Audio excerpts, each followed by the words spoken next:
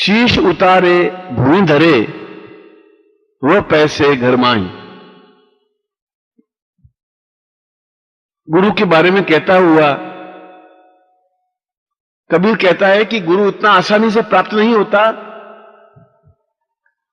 जितनी आसानी से तुम गुरु को प्राप्त करना चाहते हो, उतनी आसानी से उसको समझ नहीं सकते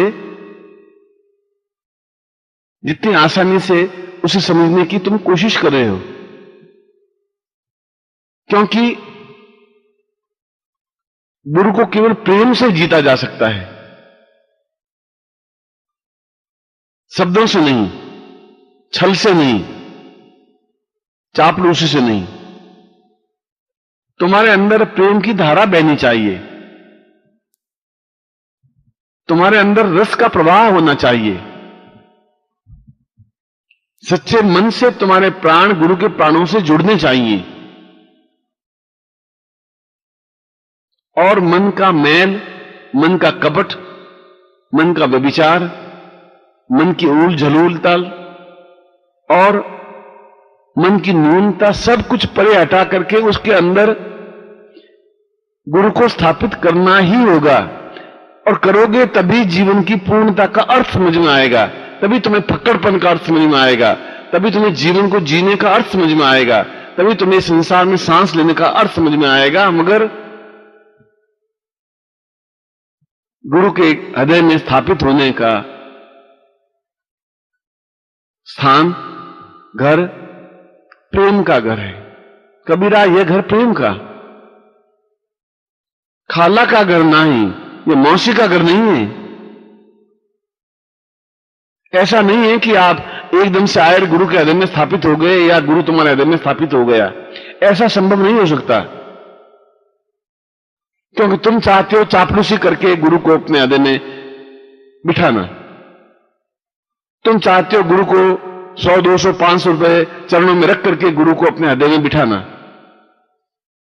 तुम चाहते हो धोती कुर्ता और हाथ जोड़ करके उनके हृदय में अपने आप को स्थापित करना। असंभव है, ऐसा नहीं हो सकता,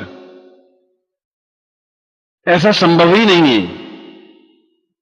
जिन पंडितों ने, जिन मुल्लाओं ने यह कहा है वे ढोंगी हैं, वो पाखंडी हैं,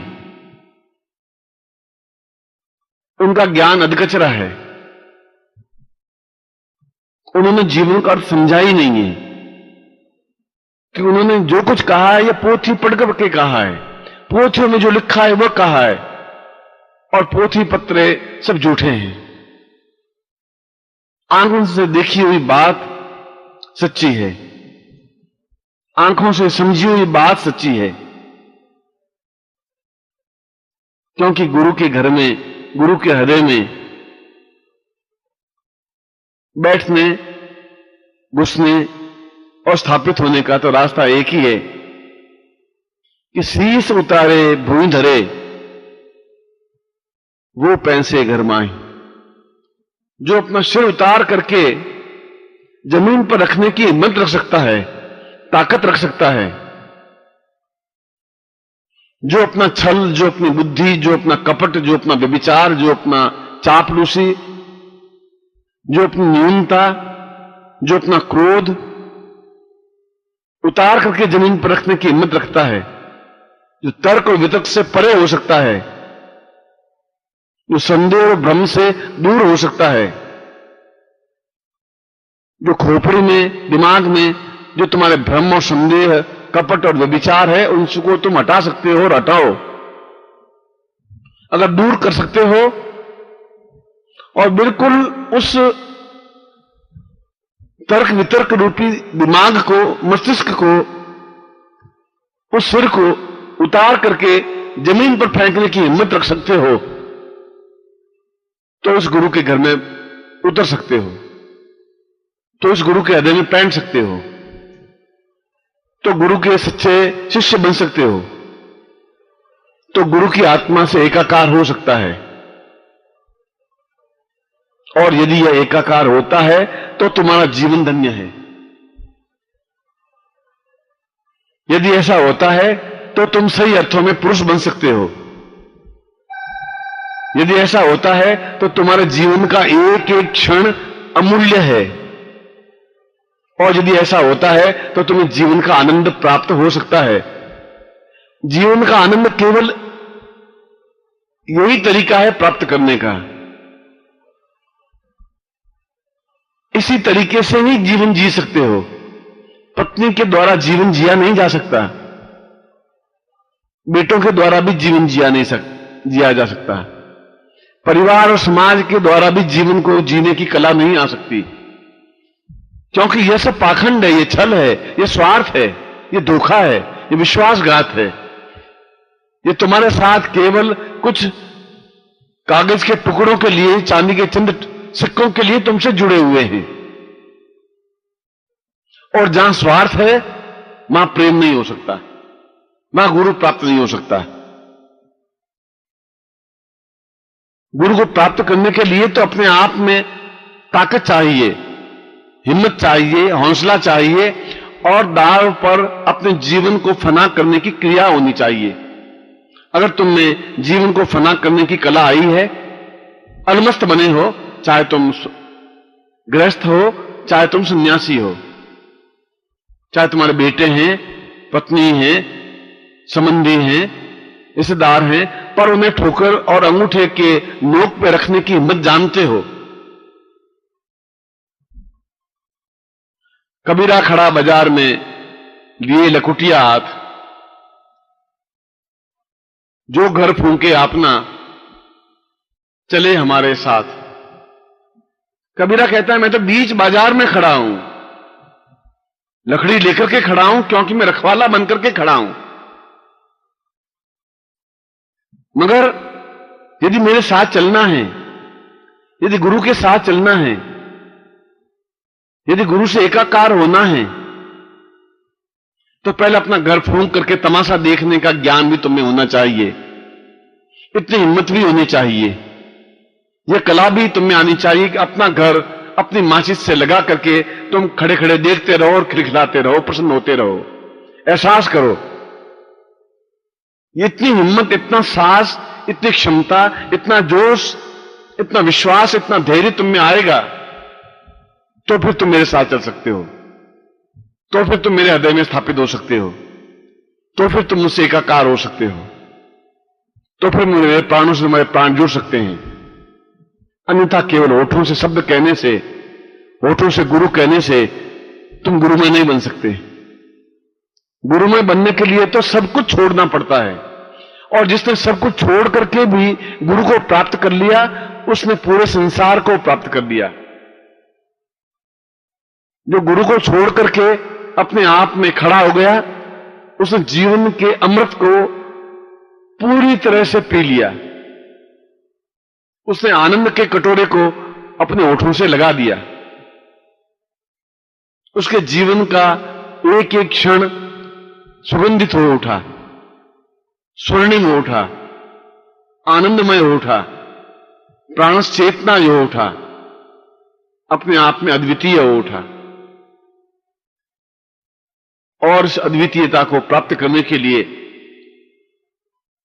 मनुष्य को मनुष्यता के पूर्णता तक पहुंचाने के लिए यदि तुम कुछ बनना चाहते हो, तो फिर तुम्हें हिम्मत और साहस होनी ही चाहिए, क्षमता होनी चाहिए, धैर्य होना ही चाहिए। और यदि धैर्य नहीं है तो फिर जीवन का अर्थ ही क्या है? फिर तो जीवन एक भार ढोते हुए एक गधे की तरह है। भार ढो रहे हो, गठरी के ऊपर गठरी रखी जा रही है और तुम चले जा रहे हो। ये जीवन भी क्या काम का है? जीवन तो कुकुर की तरह है, कुत्ते की तरह है, श्वान की तरह है, गधे की तरह है, पशु की तरह है। ऐसा सांस लेकर के भी जीवन का क्या आनंद है? जीवन का आनंद तो अलमस्ती में है,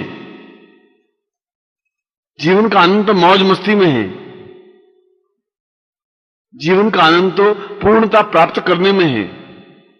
और पूर्णता प्राप्त करने के लिए अपना सब कुछ छोड़ छाड़ करके एक तरफ खड़े होने में और संसार का तमाशा देखने में है। अपने परिवार का तमाशा देखने में कि लोग कितने स्वार्थी हैं, क्यों तुमसे जुड़े हुए हैं, क्यों तुम्हारे नजदीक आना चाहते हैं, क्यों तुमसे एकाकार होना चाहते हैं। इसलिए एकाकार होना चाहते हैं कि उनका स्वार्थ तुमसे जुड़ा हुआ है। वे स्वार्थ की दीवार पर खड़े हैं और तुम इस स्वार्थ की दीवार को तोड़ोगे तो गुरु को प्राप्त करोगे। इस स्वार्थ में संबंध को तोड़ोगे तो गुरु के निकट पहुंचोगे। इन परिवार से परे हटकर के खड़े होगे तो गुरु तुम्हें दिखाई देने लगेंगे। अपने आप में हिम्मत और हौसला भरोगे तो तुम्हारी आंखों में गुरु समाहित होंगे। अपना घर फूंक कर तमाशा देखने की क्रिया करोगे तो पूर्णता के साथ गुरु को अपने हृदय में स्थापित कर सकोगे। और जिसने गुरु को हृदय में स्थापित कर लिया वह धन्य हो गया। उसने जीवन का मर्म समझ लिया, उसने जीवन का आनंद समझ लिया, वह जीवन से एकाकार हो गया। उसने जीवन को अपने अंदर उतार लिया और वह खुद जीवन के अंदर उतर गया। क्योंकि जीवन जीना एक कला है और वह कला स्वार्थ में छिपी हुई नहीं है, ढोंग और पाखंड में छिपी हुई नहीं है, रुपए पैसे धन दौलत में छिपी हुई नहीं है, एकाकार होने में नहीं है, स्वार्थ में नहीं है, परिवार के बीच भी नहीं है, लंगोट लगा करके जंगलों में घूमने से भी नहीं है, तुम्बी और जटा बढ़ा करके बम बम बोलने से भी नहीं है। यह कला तो अपने आप में फना होकर के ही प्राप्त की जा सकती है, अपने आप को उछाल करके ही की जा सकती है। और यदि तुमने उछल करके हिम्मत के साथ, हौसले के साथ, जीवंतता के साथ, प्राण चेतना के साथ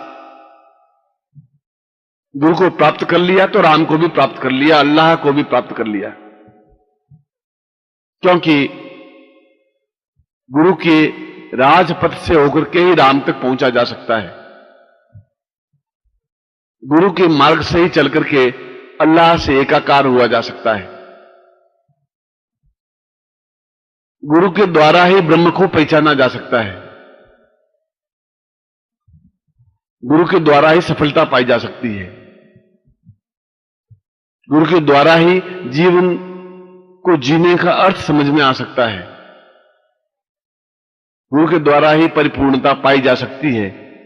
और यह परिपूर्णता पाना ही तो जीवन है, यही तो आनंद है, यही जीवन की श्रेष्ठता है। और इसको पाना ही है क्योंकि हमने जीवन लिया है और जीवन जीना है।